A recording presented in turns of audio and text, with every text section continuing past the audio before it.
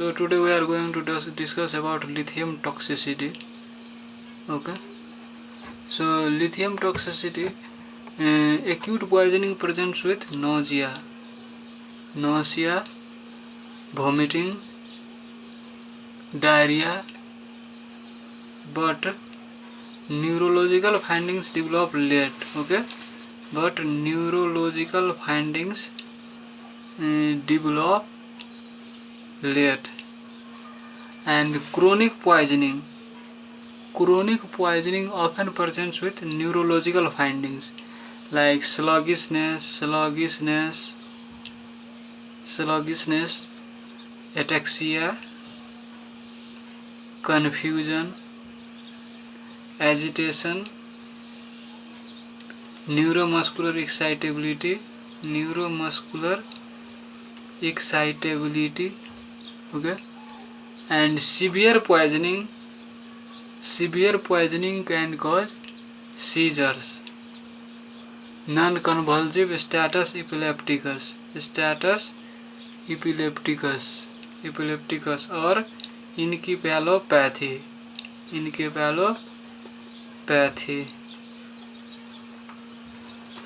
So diagnostic evaluation: obtain serum lithium upon presentation and every 2 to 4 hours during initial management. So obtain serum lithium level every 2 to 4 hours during initial management.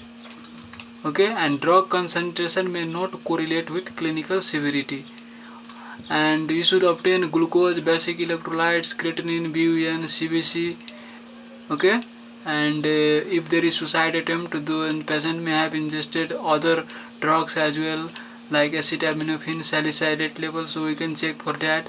And if it is women with childbearing age, then we can do pregnancy test, and thyrotropin, TSH we can also do.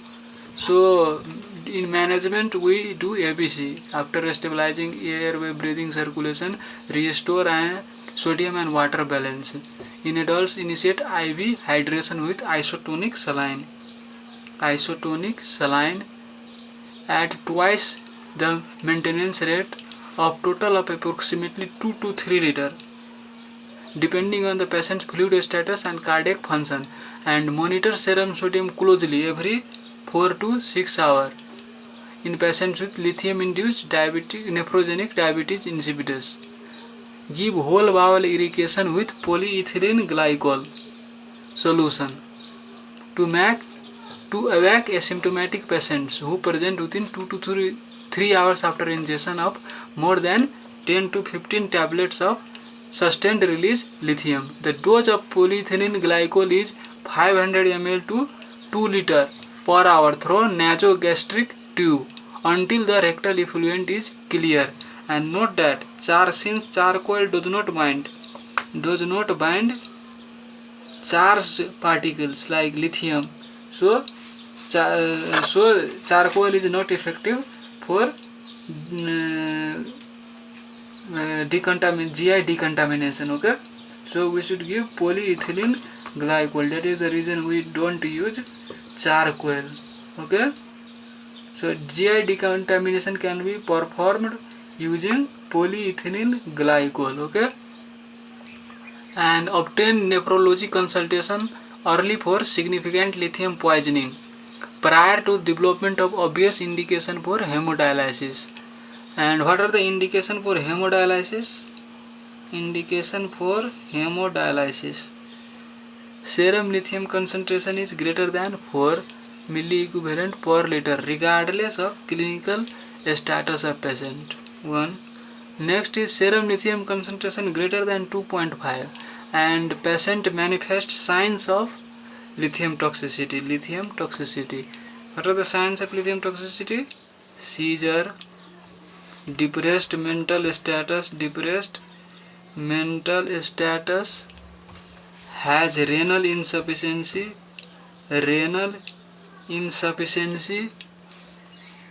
okay, or other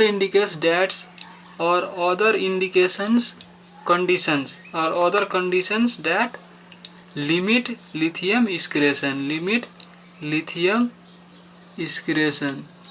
or suffer from illness that would be exacerbated by IV fluid hydration, like heart failure. So in this condition, we go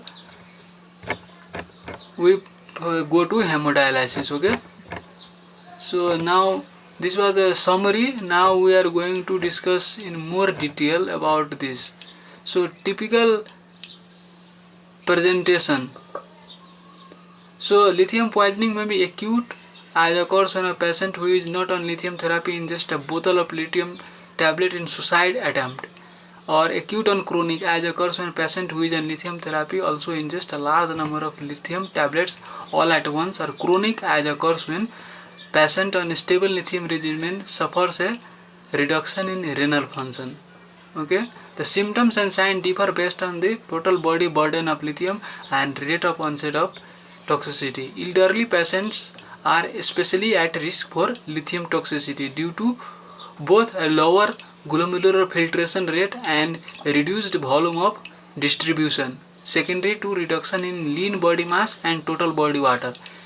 And lithium toxicity can also occur with minor decline in the renal function as a result of nephrotoxic drug interaction or from dehydration from any reason. Okay, so as I have already discussed, what are the clinical findings? Patients with lithium toxicity often develop and present with symptoms of nausea, vomiting, diarrhea. If vomiting and diarrhea are severe and dehydration and compromised renal function can develop, and impairing the ability to excrete lithium and exacerbating lithium toxicity.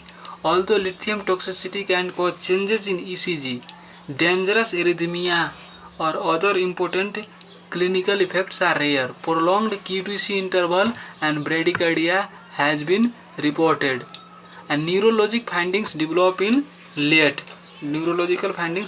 late.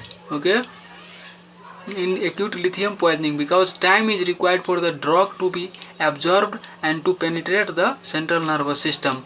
Potential neurological symptoms and signs include sluggishness. Now I am again writing it, sluggishness. Okay, ataxia. Okay, confusion, agitation, neuromuscular excitability,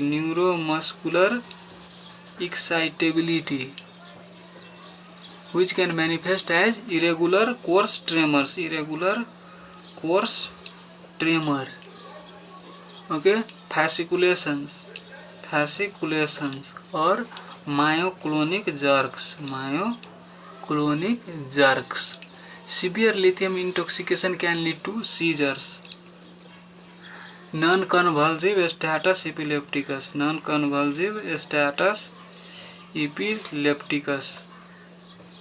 and encephalopathy, and long-term neurological sequelae. In some cases, neurological complication persist despite lithium removal by hemodialysis. The syndrome of irreversible lithium-effectuated neurotoxicity consists of prolonged neurologic and neuropsychiatric symptoms following lithium toxicity. In typical case of silent or syndrome of irreversible lithium-effectuated neurotoxicity, neurologic toxicity develops along with a elevated lithium concentration, but symptoms persist despite successful removal of the drug.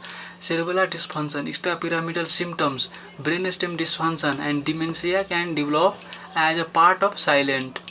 Okay, and chronic toxicity presents in a different manner than either acute and chronic toxicity. Long-term lithium use may result in concentrating defect in the kidneys, such as the dilute urine is excreted. Normally, the resulting thirst and increased intake of free water compensate for this fluid loss. Thus, many patients on chronic lithium therapy have polyuria and polydipsia. However, when other toxic effects like confusion, physical disability, or intercurrent illness prevent these patients from drinking free water, dehydration results and lithium toxicity ensues. Chronic lithium toxicity can develop solely from the effects of volume depletion, especially in warmer climates or when concurrent medications such as NSAIDs or ACE inhibitors cause a decrease in renal excretion. In such cases, the clinical manifestations of lithium toxicity like agitation, confusion, slurred speech are often superimposed on complications from chronic use like neuromuscular excitability, tremor. As with acute poisoning, it is important to inquire about the dose and formulation of lithium and the duration of therapy, as well as any recent illness associated with fluid loss like vomiting, diarrhea, fever. And in contradiction to patients with acute lithium poisoning, in whom neurological signs develop late, patients on chronic lithium therapy develop toxicity gradually and often present with neurologic findings. Potential neurologic symptoms and signs are identical to those seen with acute and chronic poisoning and can include sluggishness, ataxia, confusion or agitation, and neuromuscular excitability. Which can manifest as irregular coarse tremors.